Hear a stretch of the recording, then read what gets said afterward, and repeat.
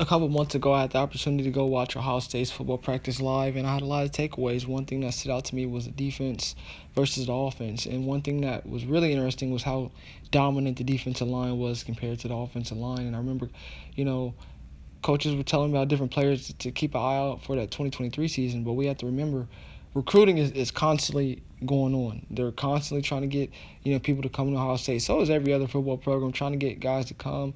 And sometimes you have to look outside of your state. In terms of Ohio State, that's looking to the state of Texas. Ohio State has success in the state of Texas and going all over the country. I know Notre Dame does a great job of looking at their roster. They go everywhere. They get guys from Missouri. But in terms of Ohio State, Daniel Cruz, you can't teach height. He's 6'4". He's a 4-star offensive lineman.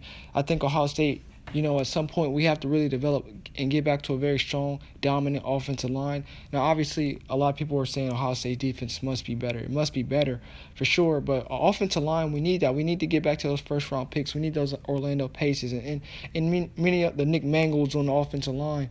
You get a guy like Daniel Cruz to come to Ohio State, it would be huge. Now, the month of June has just started, and he's taking a visit to Ohio State, which occurred on June 2nd.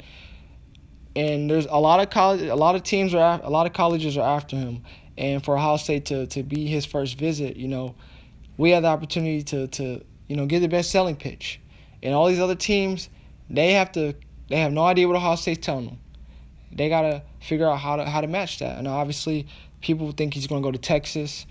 That's where he's predicted to go, is Texas. Obviously, Texas A&M, home state, you can't teach that, but coming to Ohio State will be a great opportunity. Will he start? I don't know. It's really hard to tell how good high school prospects can be until they really get in the fold of that college environment. But, you can get a guy like Daniel Cruz to come to Ohio State. It's huge. And for us to be his first visit in June, I think that's something that you don't take slightly. Again, ways away from him committing and making a decision, but for Ohio State to be his first visit in the month of June with some of the bigger Power 5 names, following, not bigger than OSU, obviously, but some of the more well-known brand teams, to follow behind OSU, they're playing catch-up.